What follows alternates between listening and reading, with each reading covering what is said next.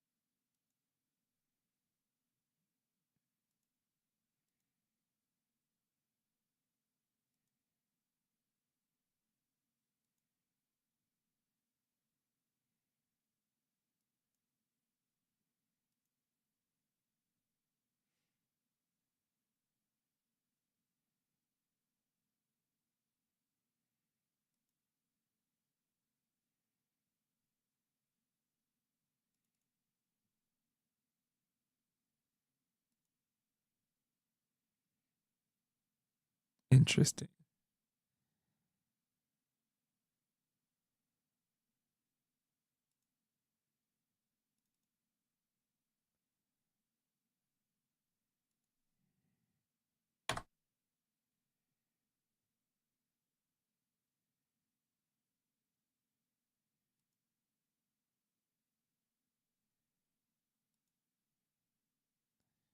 Interesting. Interesting. Interesting.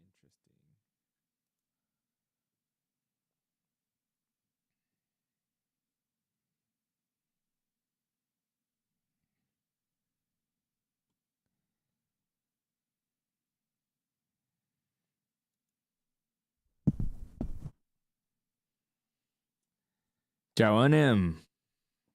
It's Sufu here, or Sifu, or Sufu, however you want to call it. Call me. Call me sus, by all means. How are you guys doing today? How's the day? What you guys been up to? I've I went to go check out this all you can eat sushi joint that opened up here in Oklahoma called Kempai. I think it's called Kempai. And if you've done one of those sushis where they do the made to order food for you, it's pretty tasty and wasn't too expensive as far as like lunch is concerned. I'm trying to carb up because I'd like to to go hard and do this like a 30-day fast. Don't ask me why. It just seems like a good idea. Anyway, last night I went to go watch at the AMC what they call a screen unseen. So if you guys don't know what AMC screen unseen is, I want to say once a month, maybe two times a month, they do a movie that is not like a high blockbuster budget movie, but more of a movie that's whew, excuse me, I sorry. I am sorry. That energy drink got me gassy. Um so they do more of a mid-level movie, a movie that I think they feel that people may not know much about or some people have seen it, but they're not 100% sure what they want to go check it out. And my friends and I have done this a few times. I would say at least 3 times now. And I've enjoyed it every time. The ticket prices are a little bit less than what you would pay it for normal value. And the movies have been very pleasantly enjoyable. I think the first movie we went to watch that came on was a movie called I Swear. This movie is about a gentleman that grew up and nobody really knew much about what is that called? I went blank all of a sudden. It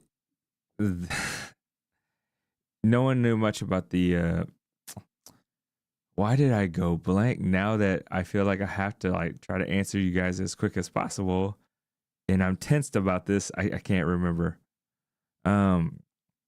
Where that where you have impulses and then you're swearing or you're saying phrases involuntarily.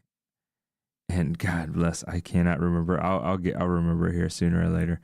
The second movie that we ended up watching a couple weeks ago was Normal, Minnesota, where a sheriff who is a substitute sheriff went to Normal, Minnesota and was just trying to live out his life, finds out that Normal, Minnesota is basically laundering and holding money for the Yakuza.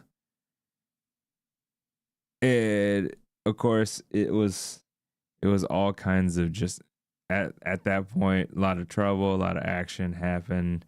It's Hot Fuzz, if you've seen Hot Fuzz, towards the town where the town turns and just it goes all action. Very much a Hot Fuzz meets like a Fargo. This movie, I actually saw this movie that they showed last night. I saw a trailer for, and I was actually really hyped about this movie. And when we went to go watch it, my friend was telling me, my best friend Jeremy was telling me that he thinks it's going to be Deep Water. Deep Water is a movie about a plane that crashes and then they have to escape a bunch of sharks or a shark or something like a present day version of like a Jaws or Mega. Was it that Mega movie with the big shark? And it actually didn't end up being that. Like, I'm going to be all over the place when I talk about this, and I apologize. So, an interesting conversation that my friend and I had on the way to this movie, because his car was unfortunately in the shop, and I had to go grab him and bring him up to the movie. Was that he just got done watching the Star Wars series 1, 2, and 3, like, or not the series, but the prequel sequels, right? So 1, 2, and 3, episode 1, 2, and 3. And he was talking about Qui-Gon in the first episode, and he was saying, well, in the movie he said in the movie they didn't portray him as a very smart guy, nor did they, because he made a lot of questionable decisions, and nor did and also Jeremy felt that Qui-Gon Jinn wasn't very strong with the Force because of these particular actions as well. I disagreed with him. And that's the beauty of being friends, is being able to have those conversations and listen to each other and kind of get a point of view from everyone's mind, right?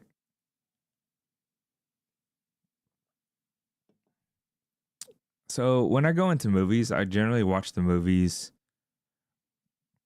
in what I call kind of like a buffer of suspension of disbelief. Depending on the movie that you decide to go watch, if it's like a serious movie, you really kind of tighten up that suspension of disbelief.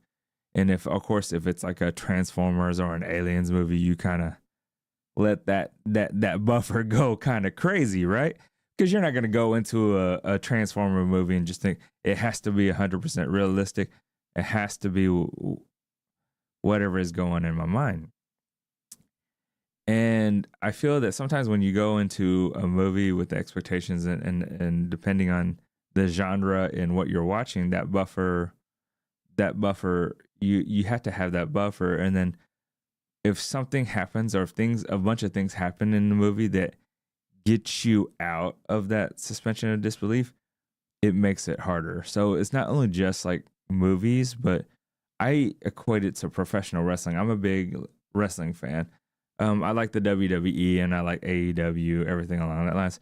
But within the matches, within the situations, sometimes they have like comedic matches where you're just like, oh, okay, well, they're just going to do whatever and just make it funny as long as you're entertained, correct? And then there are matches they would like you to take kind of seriously. And sometimes they'll do things in it that you're like, come on, that's a bit much. And it breaks your suspension of disbelief and you have a harder time enjoying the match or enjoying the movie.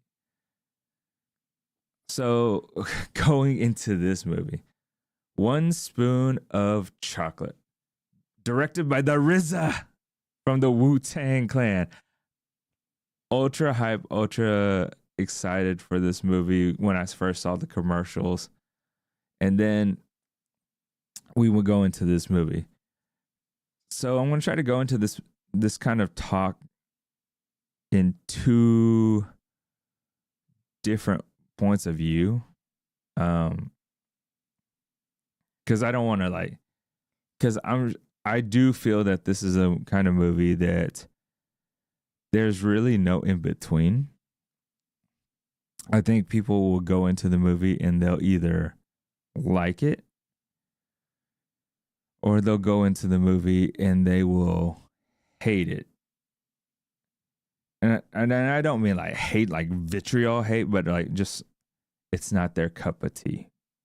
It's not their flavor of ice cream. And ultimately, that's a-okay, right? It's okay to have differences of opinions. It's okay to be different in general. That's the beautiful thing about being human. That's the beautiful thing about you. That's a beautiful thing about me. That's a beautiful thing about your sister, your brother, your friends. It's having the difference in opinion and being able to like have those fun discussions about why things are so different. So the premise of the movie is there's an ex-military convict played by Shameik Moore, whose name is Randy Unique Johnson. He ends up getting out of jail. You find out a little bit more about his background, that he served and that he has anger issues, and that he has the ability to have he's really good at unarmed combat. At least that's what his file says whenever you kind of see at the very beginning of the movie. It's about this guy. He's now being they're watching him, so probation, that's the word I was looking for. He's on probation.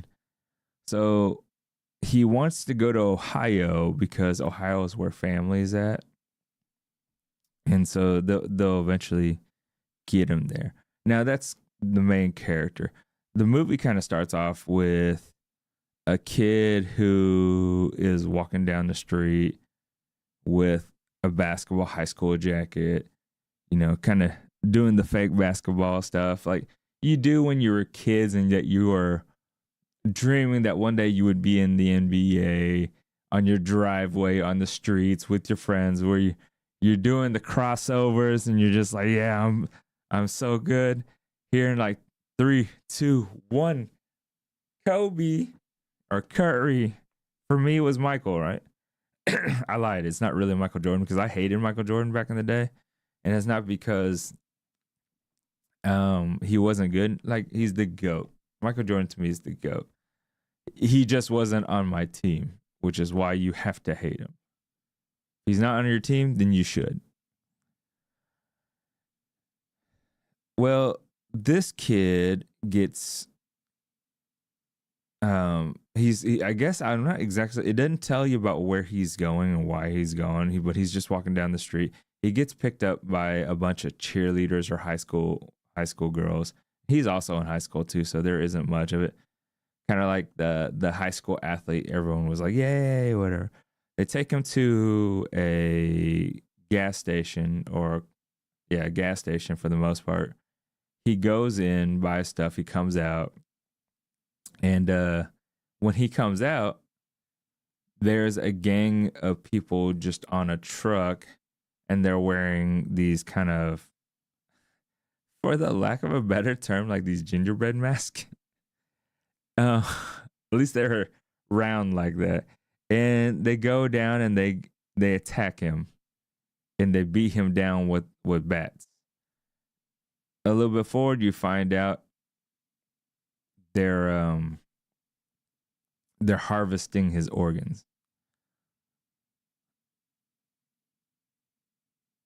So Shamik is this kid's cousin.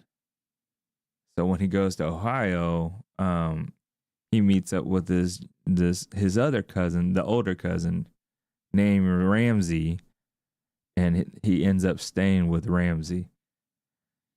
Now, they wanted to establish the whole ordeal that this town, something's up, right? Something's bad's going on in this town. And then you get to see the relationship between Ramsey and Unique. And they go play some basketball, and now there's this white gang that kind of comes in there, and it becomes a thing. Then you start understanding the full tone, because this white gang that came in there, they are racist to a T. I have a tendency to feel that in 2026 we have taken the word racism and mistaken it for racial, and just being racial or being prejudiced, or being racial or being prejudiced. And I feel that sometimes context means something and how somebody says something. But this is 100%. There is no, like, if you wanted to see, like, when you see this, you're just, oh, okay, I get it. So, not going into every little detail, I just kind of wanted to give you guys that point of view. And eventually, Ramsey, he loses family. Or, I'm sorry, Unique loses his family. He meets some people along the way. And you find out that this town is ran by, there's a gang. Jimmy, who is played by Harry Goodwins, is kind of like the son of the sheriff, and they are all racist as get out. But they not only are they racist, but they harvest organs, and you do kind of get this narrative that this town is making a lot of money from raising, or donating organs, and not really donating, but selling organs, etc., from Jimmy, who's the main antagonist, and his gang of people literally killing and harvesting these organs. So not only is it racist in every single way you can imagine, but just kind of, there's a profit to it to be had. All right. Now that saying that all over the place, I apologize. So I think there was a good message there that RZA has. And a part of me feels that, or one more thing. So when you watch the movie at the very start, it says inspired by true events. And I think there is a loss on what you might think that means. And this is just my interpretation, because I felt, I think when my friends and I originally saw that, we're thinking that like this was an actual incident, period, that happened somewhere in Ohio, and it followed this particular person and he did this in this town. And I don't know if it necessarily means that now that I look back and slept on it. Like I truly feel that it was inspired by events that not only happened in the RZA's life, but just the people who suffered those kinds of racism, corruption, just all of that. And I feel like that is where that was meaning, and that was what it meant. So I'm not 100% sure, but I'm sure the Riz is going to have an interview. I'm sure they're going to interview and have questions about it, which would be great because I would like to learn a little bit more about his thought processes about how and why he did this movie and what he was trying to shoot out there. In some ways, a lot of times it is the creator's vision, and sometimes people's interpretations are completely different, right? And that's awesome too. So I do think that RZA did have a message there, and he wanted to show people the uneasiness and the uncomfortability of racism and what people went through, what people have gone through. And it's not my position to say when it's too much, but you also look at it and think to yourself, like, we get it. We get it. And I thought it was an interesting way of looking at it, where it's just like, well, you know, it is so racist and you don't feel comfortable with it. We didn't feel comfortable with it when it happened to our people, or I'm speaking in the African American, the Black community. Like, you shouldn't feel comfortable at all, or you shouldn't say there isn't, even when you thought it was enough, they continued more, if that makes sense. And I can understand that.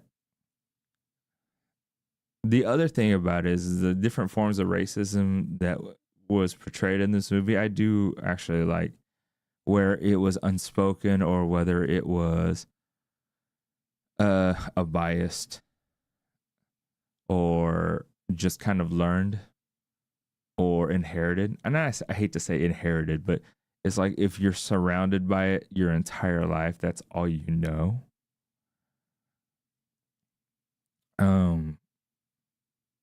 So it was cool to see all those points of views in that aspect. Now, I will say this, Ramsey and Unique and pretty much everybody else, like anybody who was in the who was Black or African American in this movie, they were good people. Like every single one of them. Ramsey is really cool. I thought they're all just really good people trying to live their life and do their own thing, and you can kind of see where people were just trying to insinuate things or give them the business. And no, they were just trying to do their thing. They're just trying to live their life, play video games, go eat, live like normal people. And that is, and they just happened to live in a town where, you know, it didn't matter. It didn't matter if they were just chilling. They were gonna be looked at one way because they didn't think they were equal. A lot of the power just didn't think they were equal. Now, so I did say the whole, if it is too much, there's too much. I so I'm gonna compare this to, it's weird because I was explaining this to my friends. Compare this to like the Barbie movie. If you guys have seen the Barbie movie, the Ip Man series. If you guys have seen the Ip Man series, in a sense that in the Barbie movie, how I felt was at the very beginning of the Barbie movie, you were in Barbie's world. where it was very women central, women centric, everything women power, everything, right? And it was to the point where you're just kind of like, okay, I get it. And then they kept going.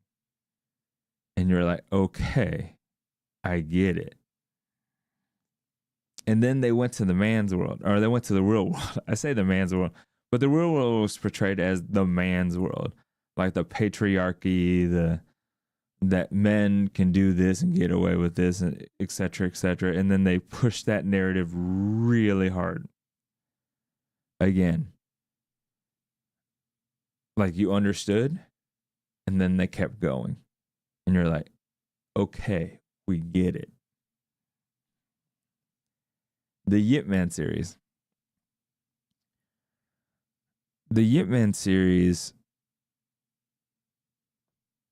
whether it was the Japanese people in the first one, whether it was the American British people in like 2, 3, 4, 2 and 4 maybe, like they were portrayed as evil villains who were greedy or racist or however you want to look at it in that realm. And then they really kind of dug into it, and they really kind of pushed into it. And you were just kind of like, I get it. I get it. We don't, you can show us that and then just kind of move on, because we understand these characters, and I get the fact that you want to build the characters to a point where you hate them and you want to see them get their ass kicked. But sometimes when you do it, you can do it a little bit too much, in my opinion. This is kind of where I was kind of at with this particular movie. Let me also say a few things before I kind of continue to my final thoughts here. And I'm sorry. Everyone in this movie did well with the roles that they did. Shamik Moore has a very like funny, unique, right? Has a very kind of quiet charm to him, which I enjoyed this entire movie. Ramsey was very sweet, but also kind of like showy, right? But he did it with a good heart. Darla, who was played by Paris Jackson, which honestly was the one that kind of surprised me. It was funny because I saw her name in the credits at the very beginning, and in the role at the very beginning. I was like, oh, Paris Jackson's in this. And the entire movie, when I saw her, I was just like, who is she? She's doing pretty good. Then my friend was like, oh yeah, no, Paris Jackson, did pretty good. I was like, oh yeah, that was Paris Jackson. I thought she did well as well. Blair Underwood, I said Blair Underwood. I'm sorry. Blair Underwood was in there as well.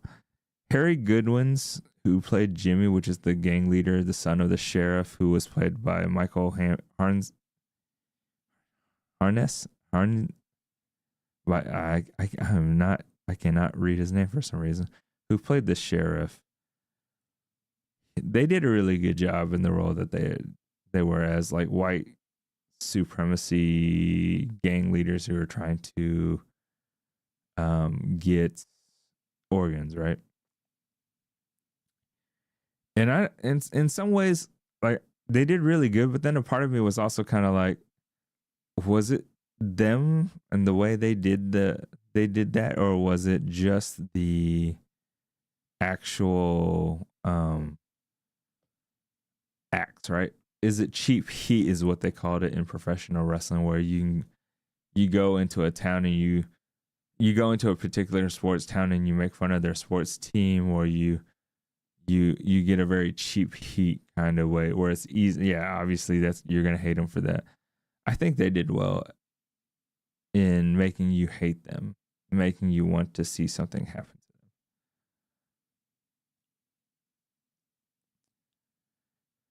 The title of the movie, One Spoon of Chocolate, is actually a reference inside the movie where Unique gets angry at the place that he was at before he went to Ohio, at a veterans homeless or a veterans shelter, where somebody left just enough chocolate powder for one spoon, and he goes off on this rant about why would someone leave such a thing?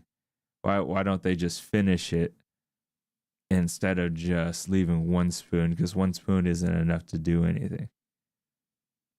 And there was a person that was in there, which I'm assuming that was RZA, who said a one spoon of chocolate can change the whole composition of milk, which is the kind of the concept, is that, you know, even though it's just one spoon of chocolate, it can still quite literally change the way the milk tastes and the way the milk is, the color, everything about the milk. So that was kind of a theme that he took to heart. Randy took to heart. All right. Now,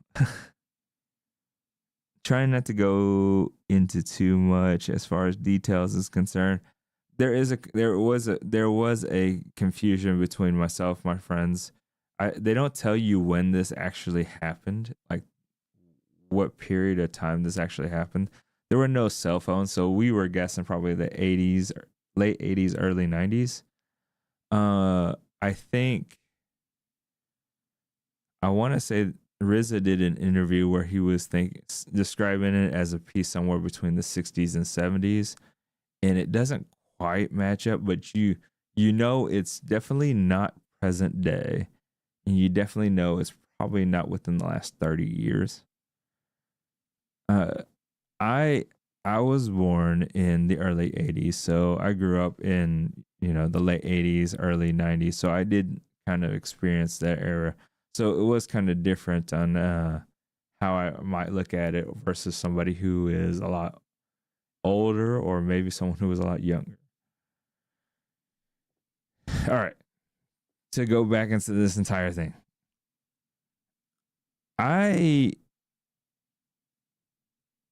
The ending of the movie, I think, is going to be talked about, but I didn't really care about the ending of the movie so much. The problem that I personally had with this movie is I don't think it paid off,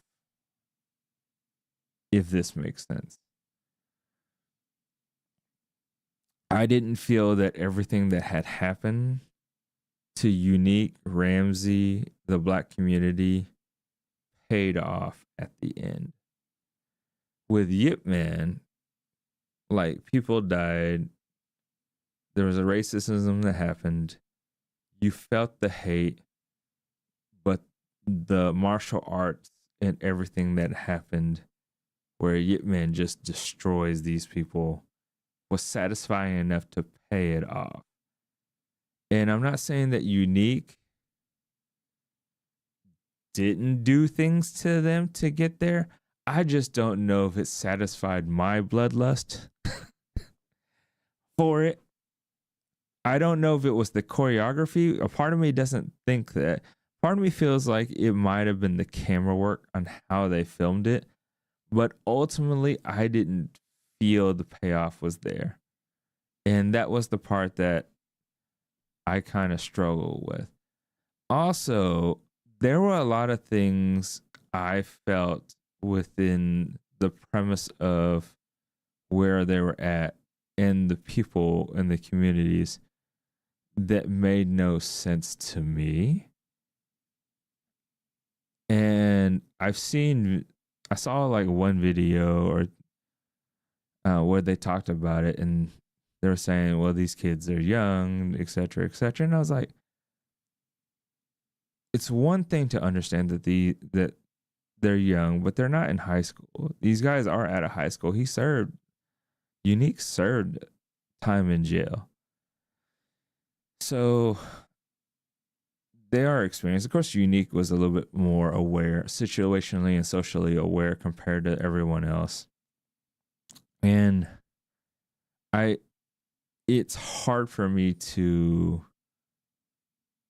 I guess, accept some of the choices and some of the things that happened, because some things happened out of convenience and some things happened out of circumstance. If it was, I suppose, if there was a, if they had implemented a lot of the what they were trying to do and make it clever, it or more practical, it would make more sense to me. Like, you knew the town was corrupted, or you knew the police and everybody in that particular town is corrupted, but everyone knew that, but they didn't talk to each other about it, like, at all. Like, they all knew it, but they wouldn't talk to each other or tell each other, which is one of those things where I'm just kind of like, you don't tell your cousin, you don't tell people, you don't tell your girlfriend, you don't, like, you guys know. Apparently there's been more than, like, there's been a lot of black kids, men, who've disappeared from either murders or getting their organs donated or taken out. And I say murders, but I mean, like, they were murdered, but of course the police covered it up. But I'm just like, it's too coincidental. If your town has a death rate of like 500 like black people to like 2 males, and you are a town that's 50-50, that's weird. That statistically doesn't make sense.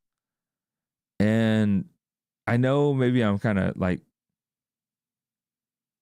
hyper focusing on that, but there was too many things that were conveniences and too many things that didn't make sense to me. And it's because that they wanted to, it felt the tone wasn't right. Like, tonal reasons is where I was telling my friends I had a problem with, that it was kind of all over the place. It was one thing to be,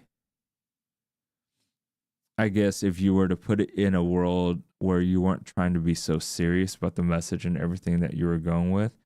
And it's not saying that you can't be serious about a message, but also have a movie that delivers it without that same feeling, without that same like message. That's where I thought, yeah, it lost me, because I felt if it was going to be kind of an out of place martial arts action movie, not really, when I say action, but a martial arts movie, then let it be that. Let it be that with elements of what you're trying to put messaging in it. But if you're trying to focus hard on this message, but also make it not a John Wick movie or a raid movie, then that's where I'm just kind of like, yeah, I don't know. I just don't know. And then the pacing, I don't know. I sound negative on it, but I mean, I thought it was okay. I thought the movie's okay, but it's definitely a one-time watch for me. Again, I think people will love it, and I give them all the props in the world that they will. To me, like, they went too much on the racism, too much on it without giving me the payoff that I would like to have seen. And I don't necessarily mean the ending, the very end, because I think people might see it that.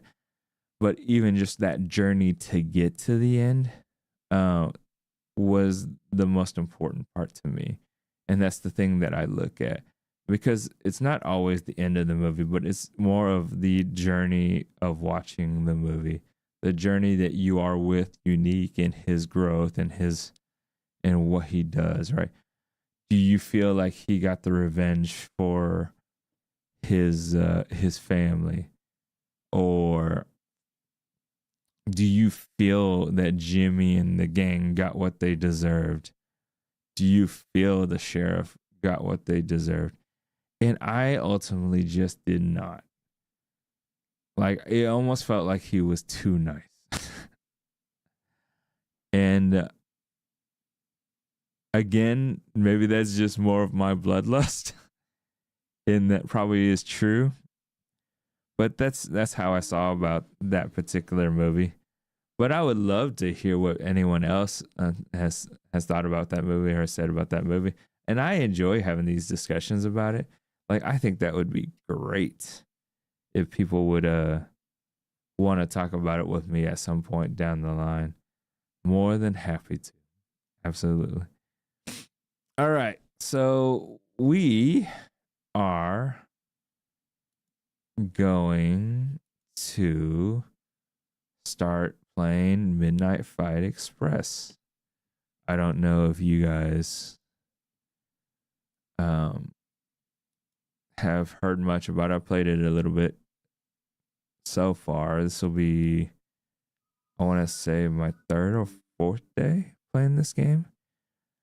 I think the mentality of the people that made this game was kind of like, if we could take a game and make it like John Wick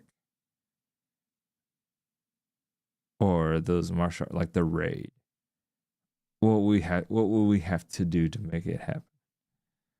And so far, not gonna lie, guys, I think they did a really good job.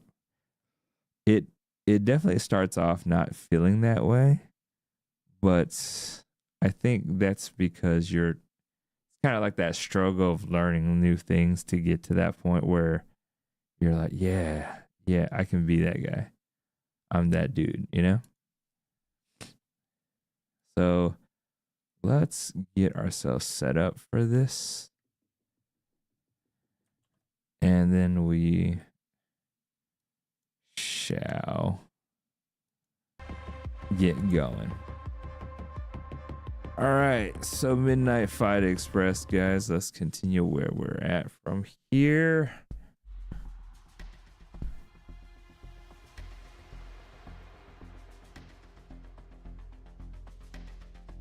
Oh, we just killed Chef Favreau.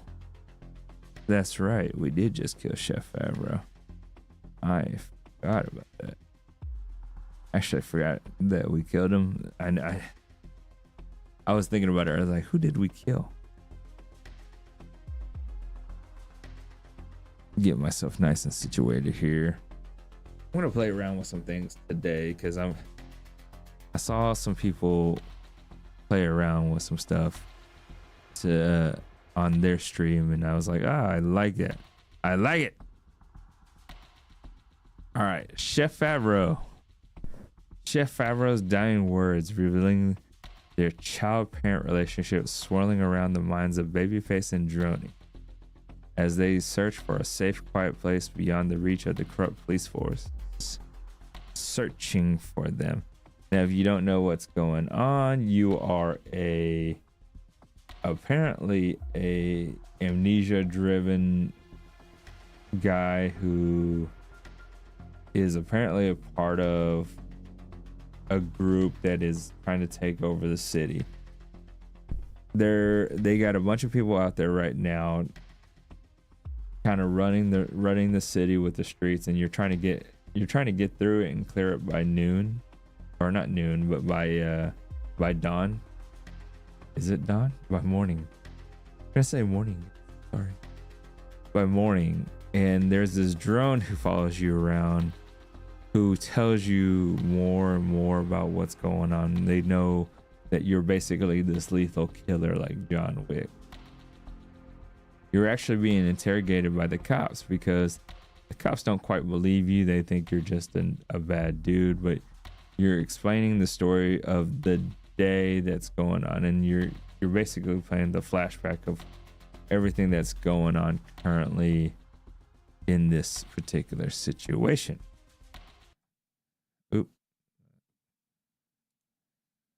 In this current situation. No. Is this not working?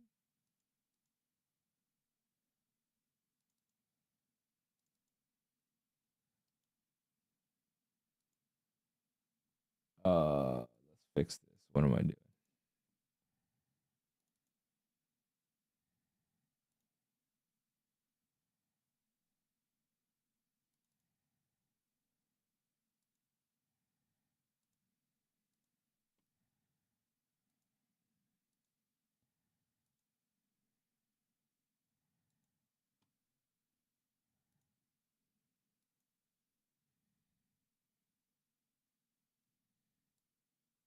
I am such a noob, guys.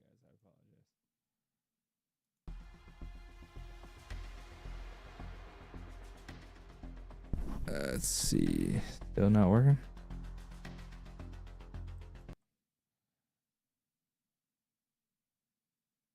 Oh, no, it's working. All right, cool. I am such a noob, guys. I'm sorry. So, yeah, you are, that's what you're doing. So let's continue the story, shall we?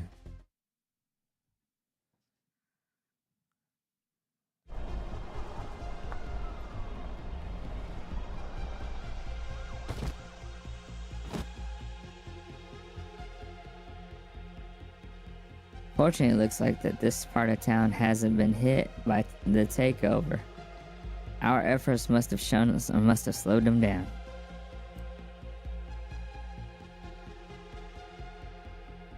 Let's count that as a win while we look for a place to hide.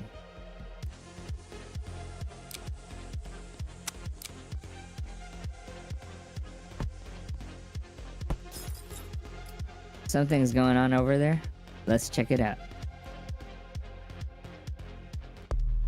Oh hey, they're the game developers.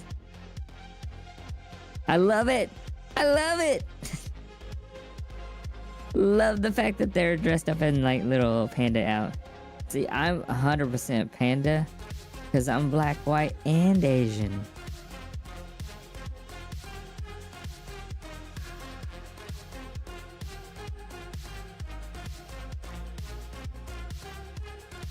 Yo,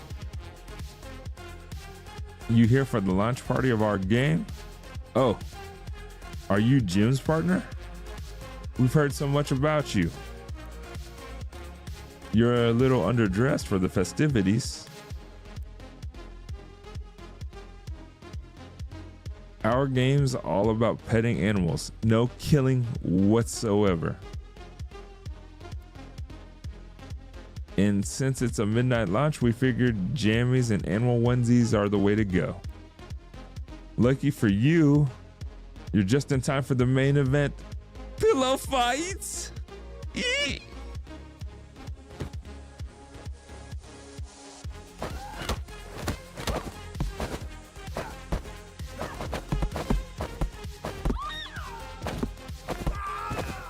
I'm about to beat people down with a pillow fight.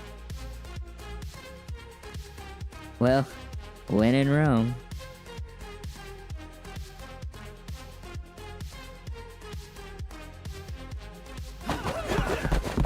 Oh, it's a legitimate pillow fight party.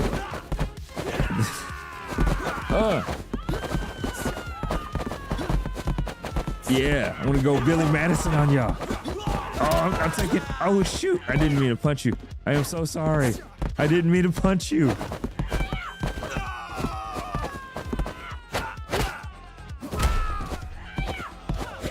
I kicked that person to the chest. I don't know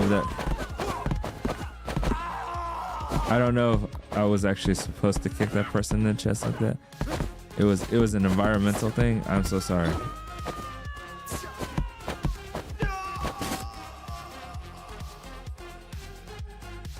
That better be a real dart gun.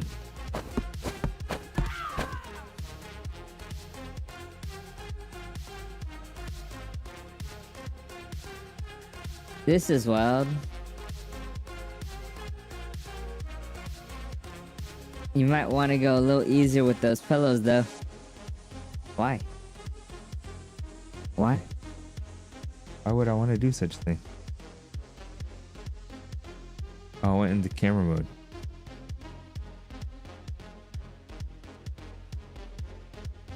Why don't we try to find a quieter spot upstairs to hide out?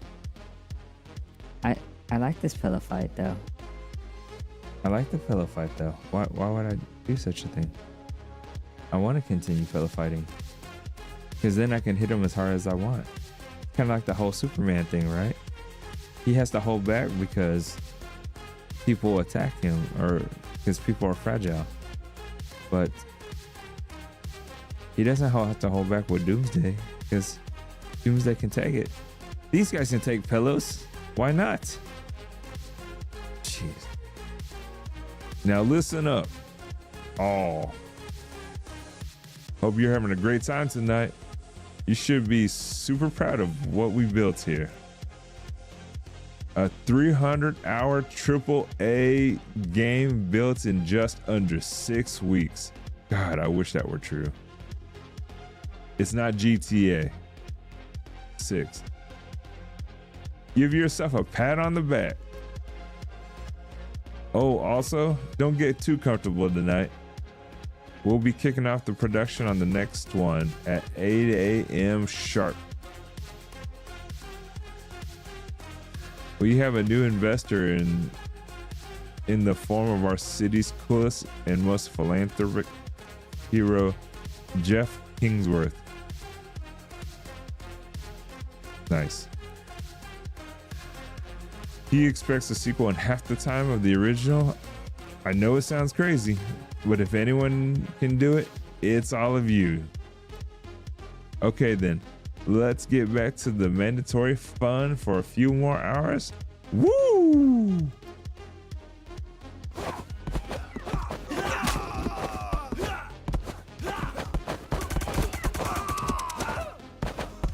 Like, do I get unlimited ammo? I don't get unlimited ammo. Pillow fight, pillow fight, pillow fighting. We're fighting with pillows.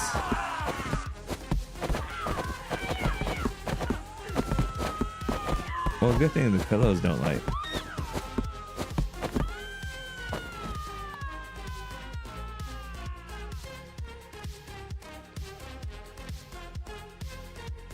The pillows don't actually, like, you know, break.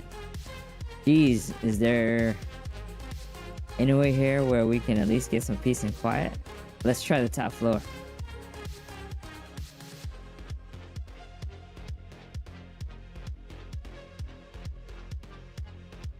Some of you may be wondering what's up with all the game rooms filled with weed.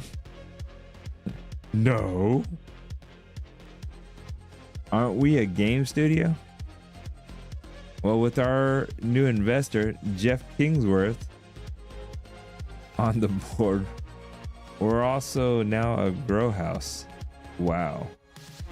We need to figure out how to mix the two for, you know, taxi reasons. Any ideas? A farming game where you can cultivate marijuana and date individual anthropomorphic weed plants. A VR experience where you smoking weed while you actually smoke it. No real gameplay, but we'll call it a game for sales. Am I the only one concerned we're being strong-armed by the mobster here?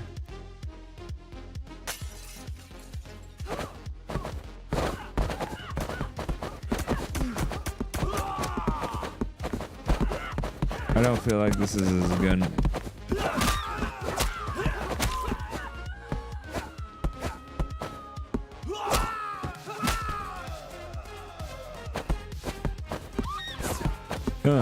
Pillow fight.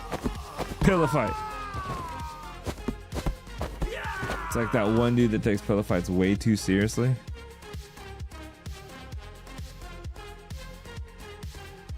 I think we must have knocked them all out at this point. Finally, some peace and quiet. All right, so you see the mocap guy that's just sitting there on the side here. From what I heard, they took a bunch of stuntmen while they were making this movie and filmed a bunch of mocap, which is why the fighting, at least not necessarily this pillow fighting, but the fighting that you see in the other parts of the game is so smooth and so kind of cool. Makes you feel more like Born Identity, like The Raid. Not so much Yip Man, but all those other kind of influenced movies that they have. That's why you see the TLC that they put into this game, and I can greatly appreciate that. Listen, about the whole family thing. Sorry. This is a little tough for me to say. Apparently. Okay, here it goes. You're gonna add. Don't say father. Don't say father.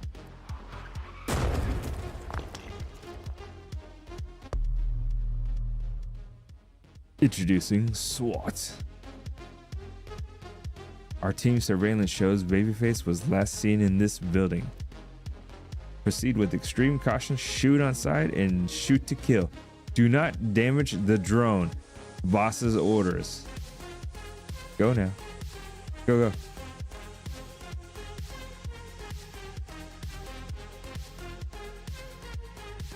You freaking kidding me?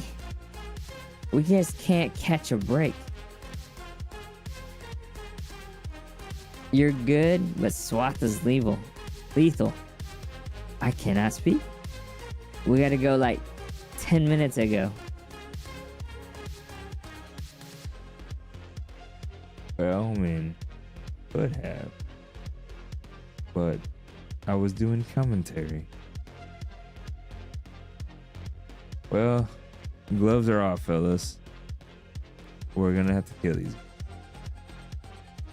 Apparently dealing with some kind of pushback against military killetry, and they need support.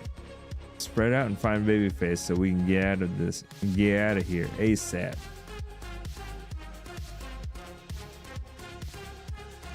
I wonder if I can beat him down with some pillows. What do y'all think? Beat him down with pillows.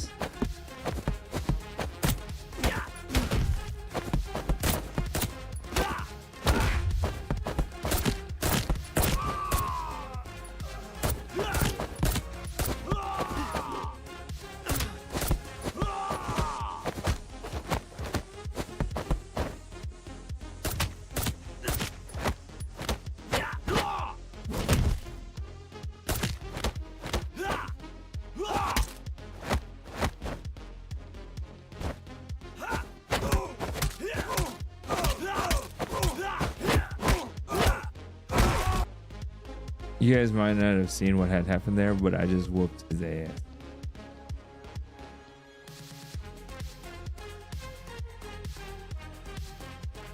I was really hoping I had to get a weapon there, but then again, they wouldn't let me go back upstairs. We got you now, asshole. Open fire. It's the Stay Puft Marshmallow Man. That was the first thing I thought about whenever I was fighting the SWAT guys. I will win this thing. Pillowman shows no mercy.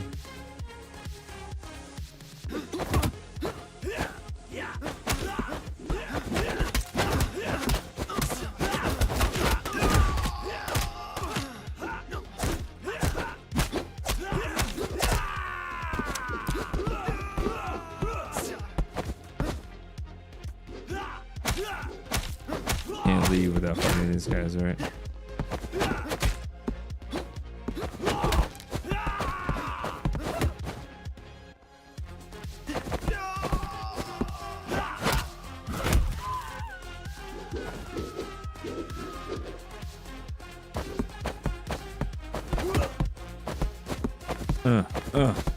Take this pillow guy. Is he out? He's out, right? All right. I'm bleeding.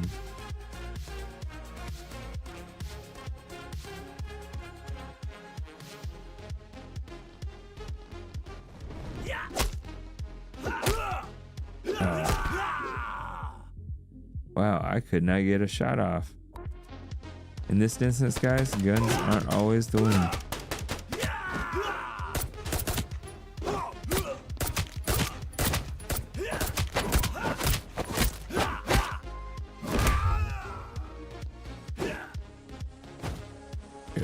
this guy down too.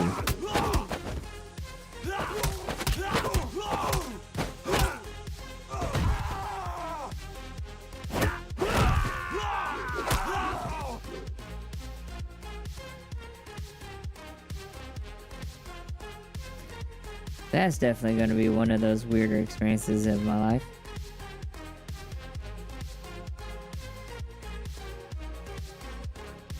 But hey, we got a lead. Whatever the mission killer tree is, it doesn't sound good.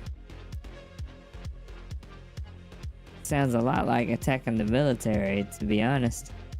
Must be part of the takeover. Let's grab one of the SWAT trucks and head towards the slums, and I promise we'll talk about the family thing soon.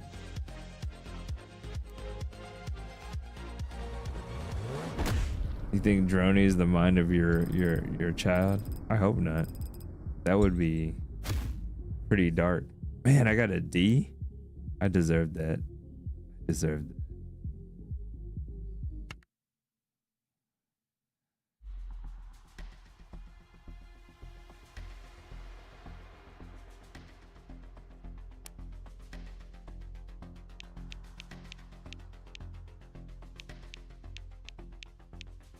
I want to put some more on my secondary. I haven't used my secondary gun at all really in this game, and I'm sure it's to utilize to take away people who are like in higher spots or higher areas.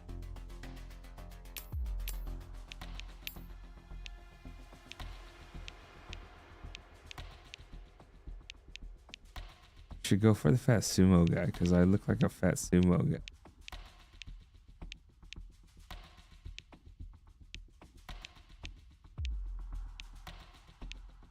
I think the other thing is they won't let me, change my hair and what. Kind of disappointing. It look like Popeye or a shitty thief.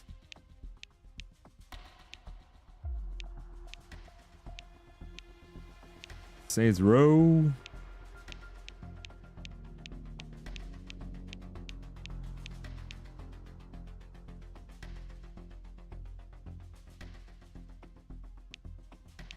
I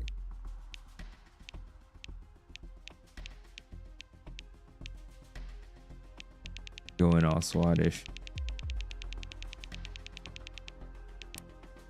No, I'm not worried. Better not.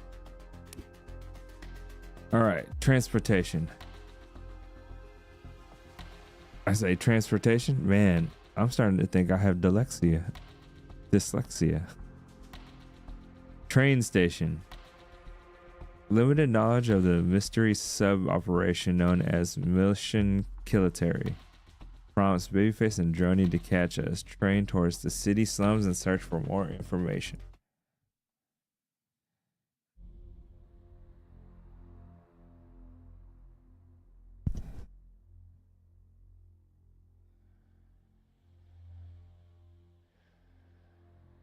Okay, let's recap this real quick. Because you're throwing a lot at us here, Ghost. So this Droney isn't just some kind of random talking drone. It's a real person working from within this Kingsworthy group organization.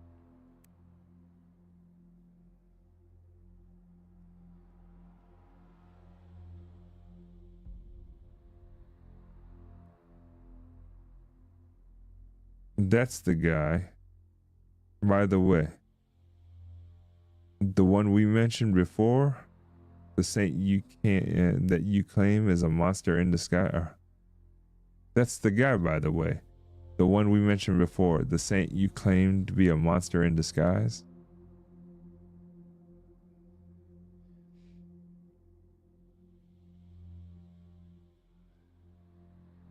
You got the loyalty for sure. But crazy claims about philanthropists like that having us question your sanity, Ghost. And now you're telling us not only is the drone an actual person in the chair, but they're our kid too.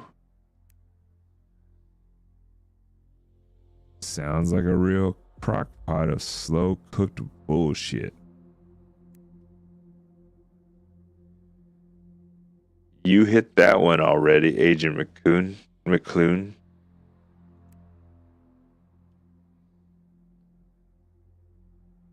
Oh, my bad. Sounds like what? Come back to me.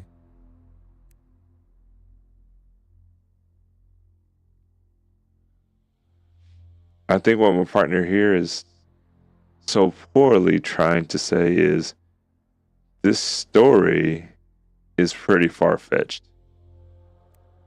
Especially when you're a criminal levying claims against someone as visionary as Mr. Kingsworthy. Well, I mean, sometimes they say rich people are, crazy, sadistic, evil. Now, why don't you continue on, just dying to know what the next big twist in your very real story is?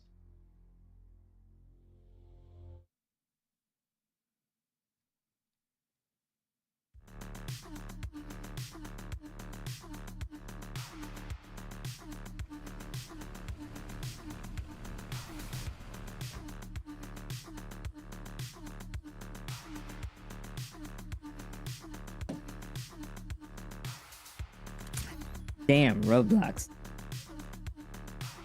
The street just aren't safe. They'll find us for sure if we stay up here.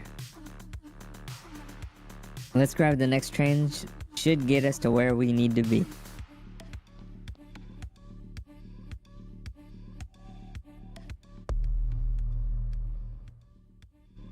Introducing the crazies.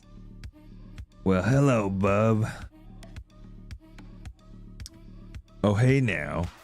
It just happens to be the poor, unfortunate soul we're hunting for. Thanks for delivering yourself to us.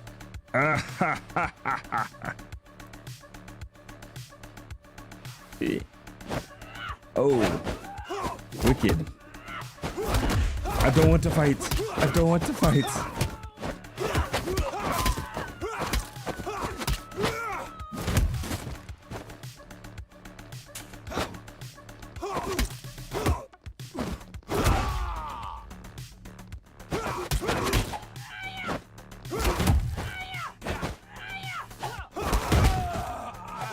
Oh, where'd you come from? You crawly little, I was asking you. Oh, you rude ass.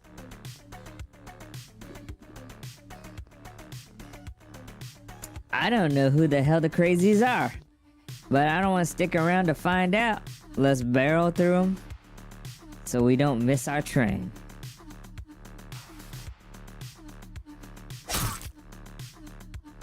They're kind of cool though, I'm not gonna lie. I like their design. That's a bomb. I got punched. You gotta look. Oh. They're gonna keep throwing bombs. You son of a...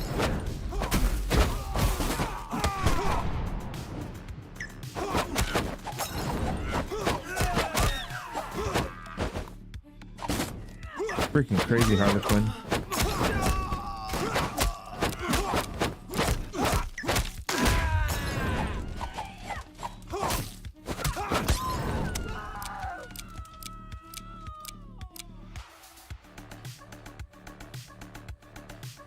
Our train's at platform 3. And take a wild guess. So, are more of these crazies? Yeah, take a wild guess. So are more of these crazies. I get it. Tickles the clown. He wasn't trying to hurt him. He was just trying to tickle him. Just keep punching him. Keep punching him. Just don't stop punching him. Just keep punching him. No one's stopping you. Tickles is dead.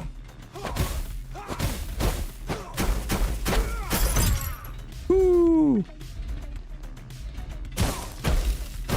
You are the Wolverine.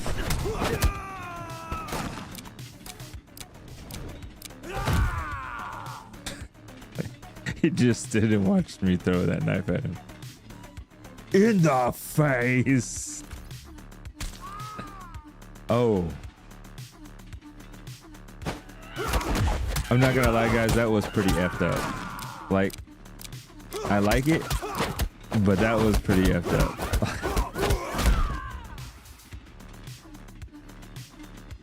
I don't know if that girl was Thai, but there was a girl that does nothing but kicks.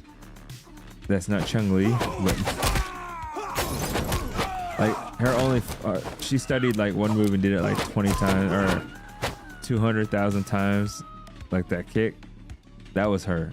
I had to channel her in my attack there.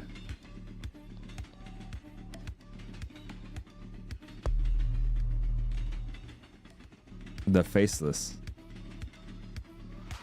I mean, they could have put face paint on him and like the crazies.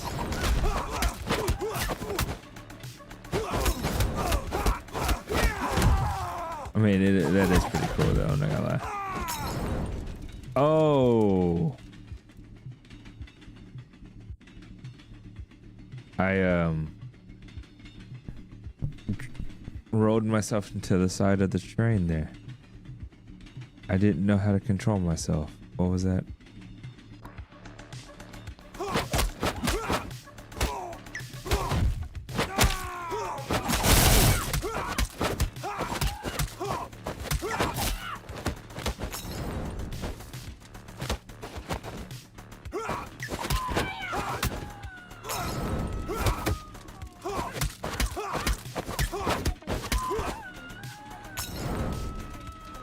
Thing is, they won't let you pick up the butcher knives.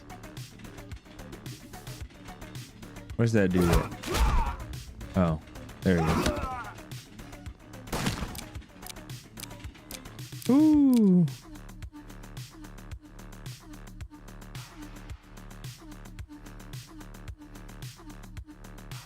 That's our train. No time to waste. Get on. Oh, was it?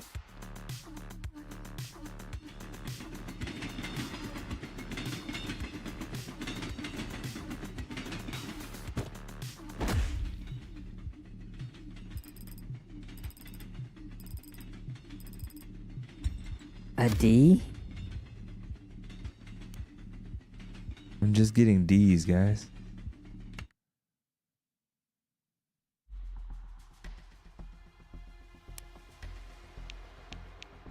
Let's continue this grapple.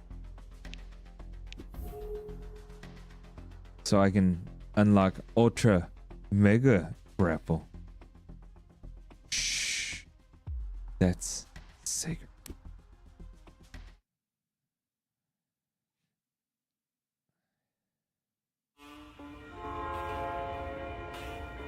I would love to customize my difficulty between levels, but I'm not even getting an A in these fights.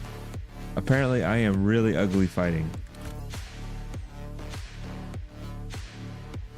Okay, so the mission Killitree thing, we ain't got much to go on other than some slum gang's former involvement.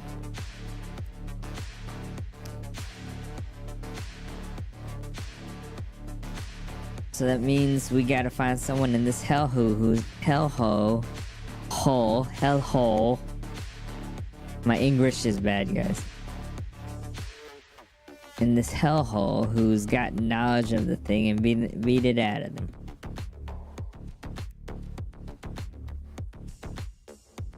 And this, they're willing to be diplomatic. Of course, who knows? Maybe we get lucky. A little optimism never hurts.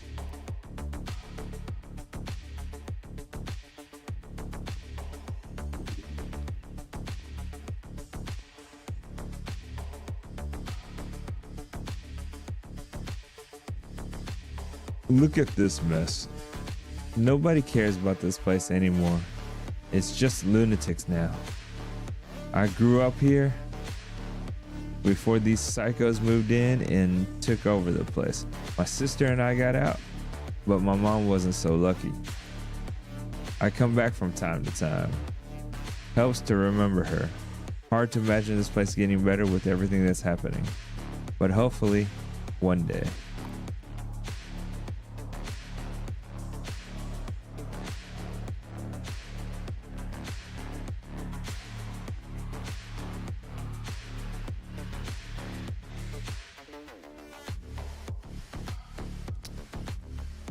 The Brotherhood. Brothers. The enemy is upon us. The Dark Lord has gifted us this knowledge. We mustn't falter again from the way of the Dark Lord. Do not be swayed by the false one. We will not be foddered for his bidding. Let us go forth now and defend our land from the heathens who seek our servitude. And remember, sacrifice is the only truth. Introducing the Brotherhood.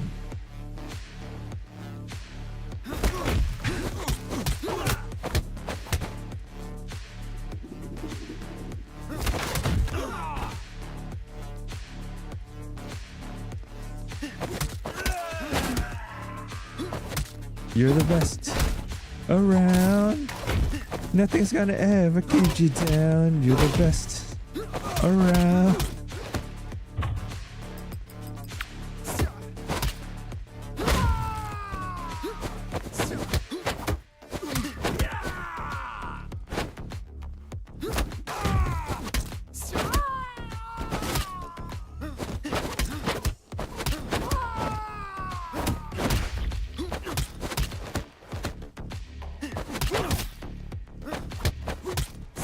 Man, I can't get a weapon if my life depended on it.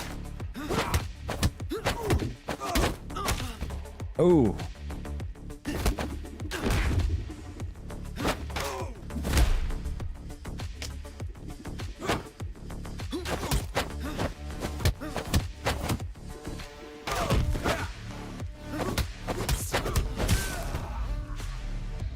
There we go. Batter up.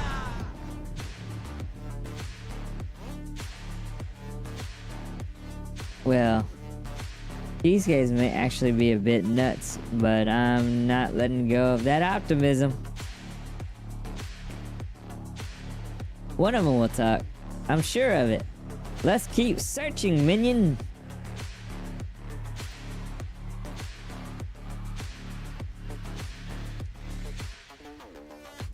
Ooh. Hold on. Let's give it just a pause for a second. Let's give this a pause for a second. Mess with this here. Try not to mess with you guys a little bit. Take a sip, we get back to the game. I apologize. I don't have that cool be right back screen. Let's get going.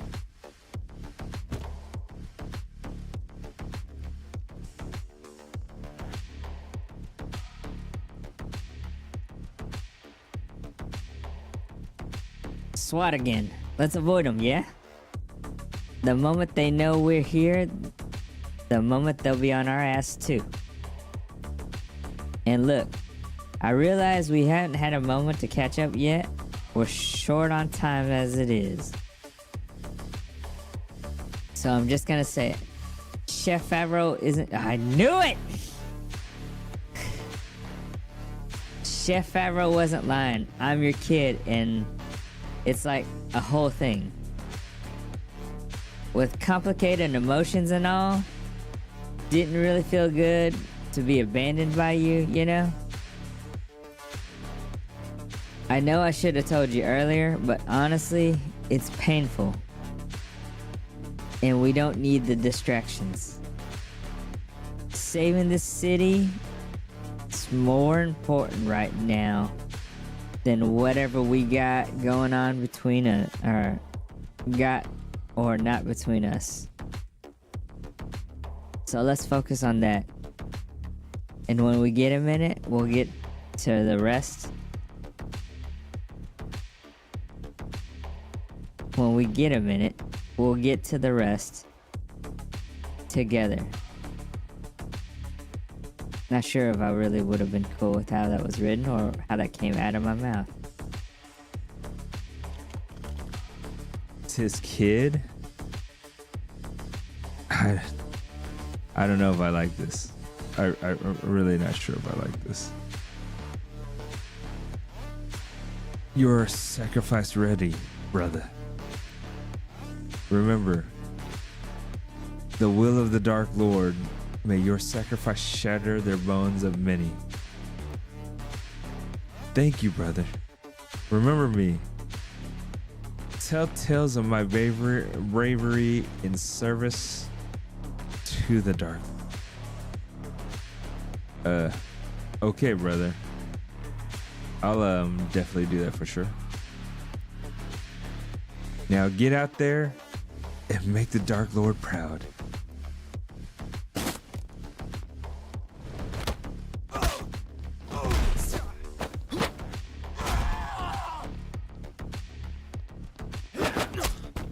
Oh my god.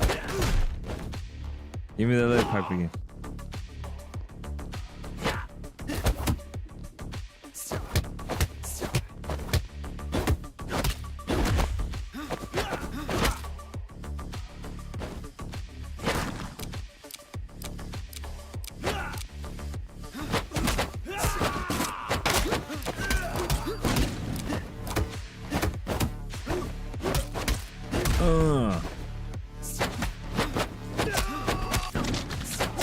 Part of it was kind of like those ab things. Tighten up your abs.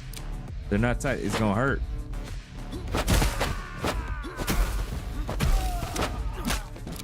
Ouch.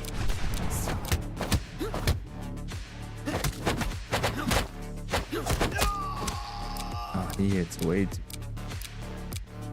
I get one bullet.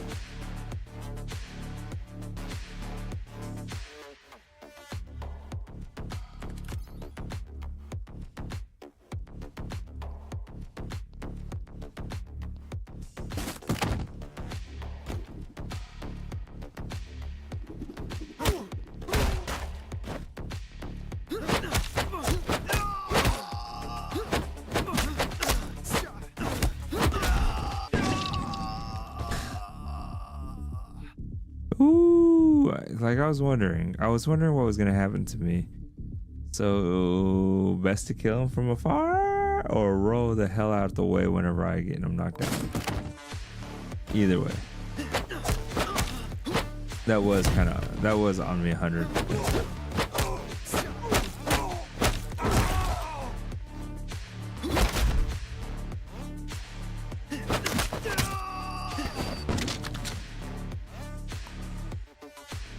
No, my weapon. All right.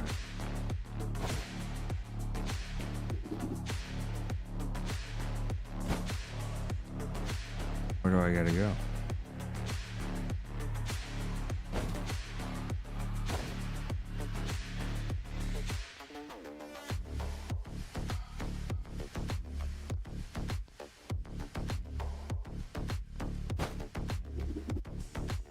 No, seriously, where do I gotta go?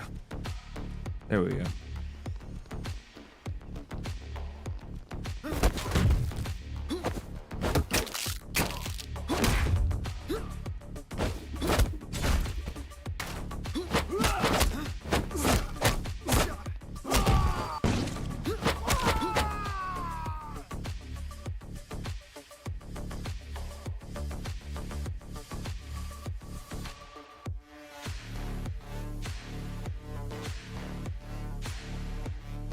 Nowhere left to go. Shitbag. Bosses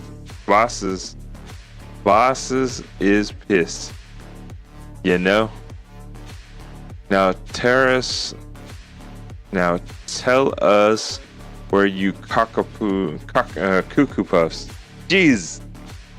Cuckoo puffs Leader is, or you're gonna eat lead. Okay, I'll tell you. But you can't really say anything to the other brothers. They'll exile me. Fine, spit it out. Father's hoods in the northmost shack. Now, please let me go. Sure thing, we'll let you go. Straight to our precious Dark Lord, asshole.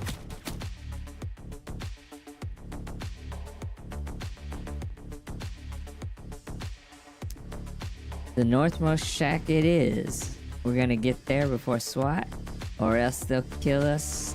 They'll kill this fatherhood.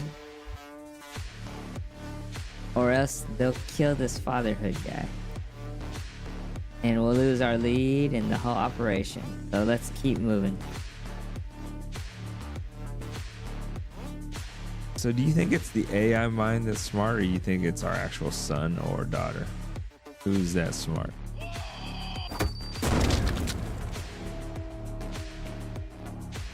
$300 kick to the chest. Blind devotion is a hell of a thing.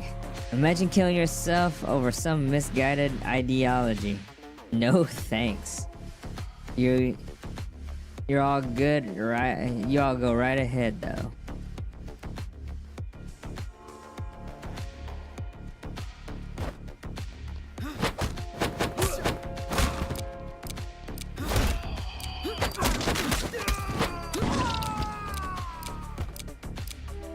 Huh.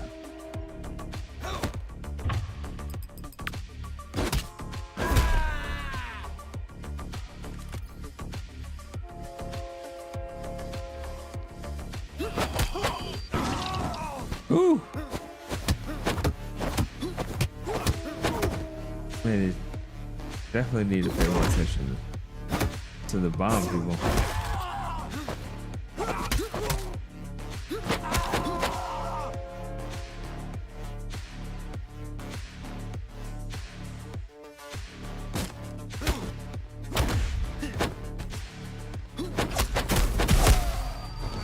Kill you. Sweet. Ah. I didn't know he was there. Oh man, like I did. I didn't read it very well.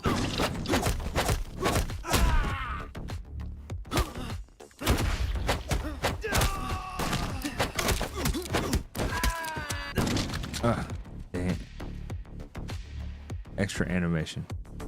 Continuous animation. Pressing the button too fast. Let's go. All right. That's the place across the way. SWAT's gonna beat us there if we don't move fast. Let's fly.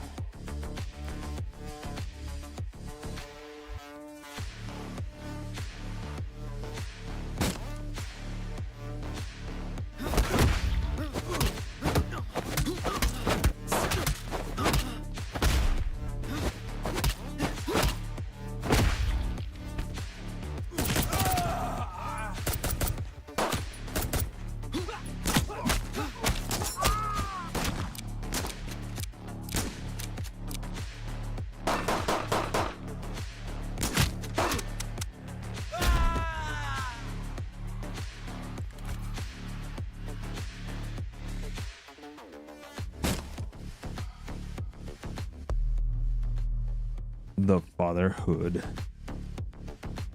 Stay back. The Dark Lord has spoken. We will take no part in your operation.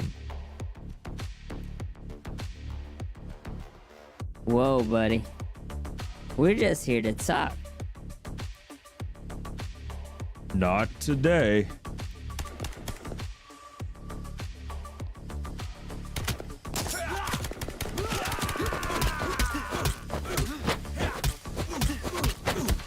Just keep punching you nonstop. We're not even gonna.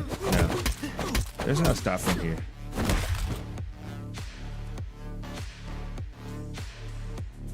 Shit. We just did the SWAT's work for them. Quick, check the computer. There must be something.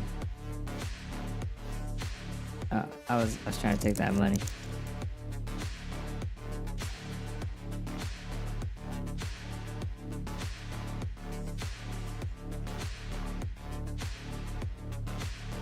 they're planning to attack a major.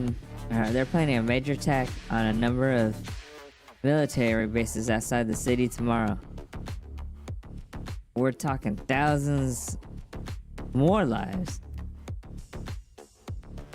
And to prevent the military intervention of the city takeover, we gotta stop this before it starts. The Russian mob runs the city's largest casino. Let's start there. See if we can figure out exactly how this is supposed to go down. Grab the truck and let's get the hell over there fast.